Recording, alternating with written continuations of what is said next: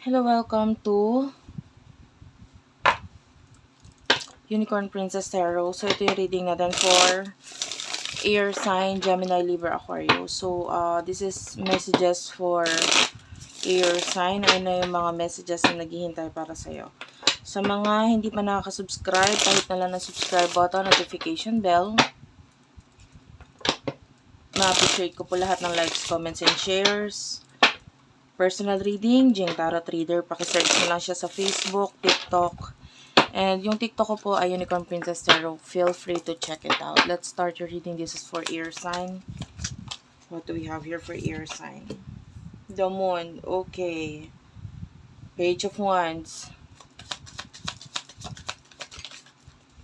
The Sun. Okay. I'm seeing a message here.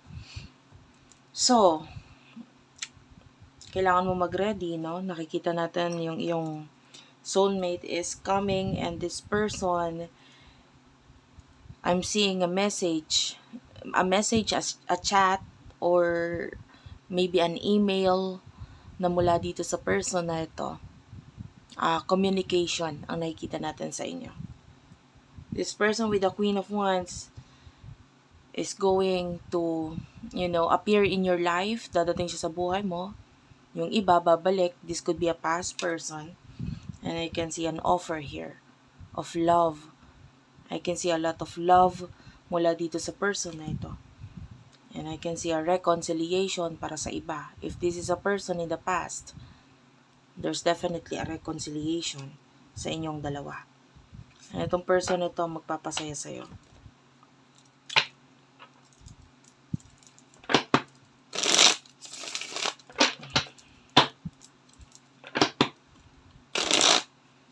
Tell me more messages for air sign, please.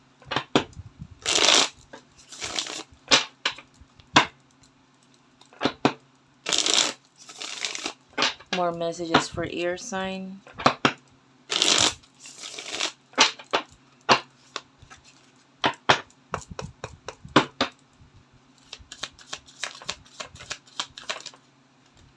You do have here the Seven of Swords. Okay. Maaaring in the past, umiwas, lumayo itong person na ito. Two of Wands, nagkaroon siya ng ibang plano. We do have here the Death card, so definitely nagkaroon ng ending in the past sa inyo ng person na ito. But I'm feeling like hindi naman ibig sabihin nun ay nawala na siya ng tuluyan.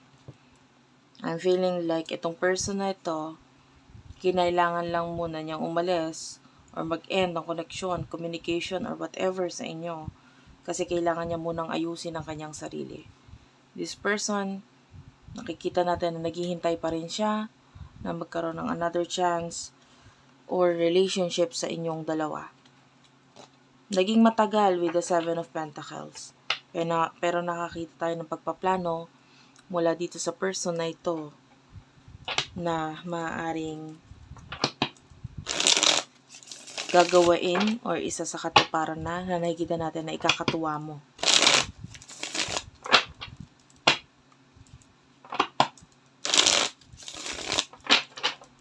Messages for air sign, please. Tell me about the person of air sign. Person air sign.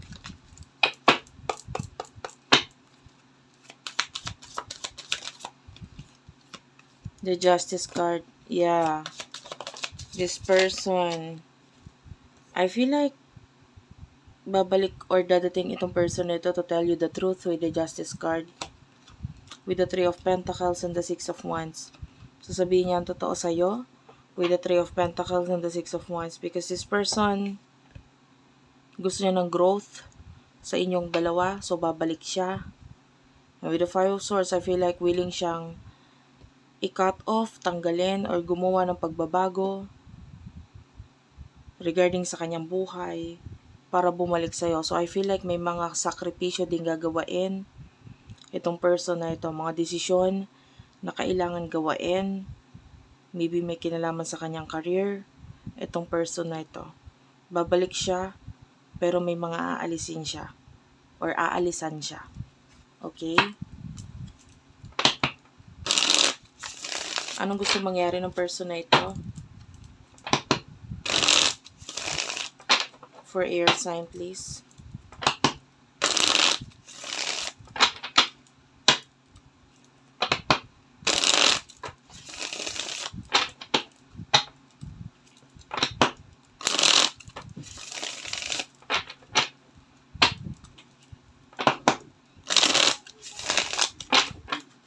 Anong gusto mangyari ng person na ito? Five of Cups, Two of Cups, and the Hermit. Of course, with the Two of Cups, gusto nyo ng relationship, partnership sa inyong dalawa. I feel like with the Hermit, gusto niya bumuo ng house, ng home with you. Gusto niya ng pagsasama. This person wants to marry you with the Hierophant. Nag-iipon lang with the Four of Pentacles. Clarify the Five of Cups. Page of Swords. Ayaw niya na maging malungkot.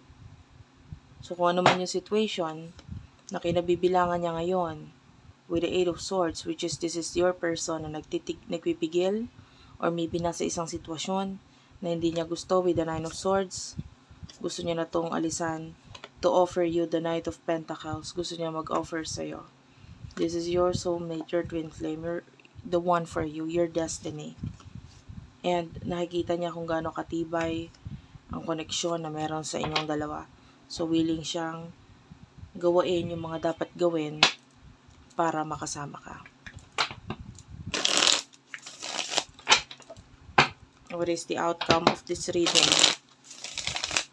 For air sign, please.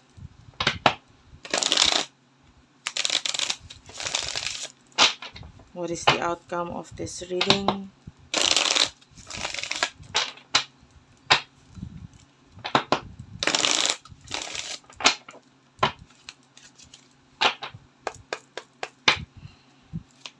For air sign. You do have here the Ten of Wands, Ace of Pentacles, the Emperor, the Strength card, the Six of Cups. Yeah, this is regarding the past. Nababalik sa buhay mo to have a new beginning with you, with the King of Wands, to offer you or to tell you the truth kung bakit naging miserable ang buhay niya nung wala ka, and that this person is coming back to your life.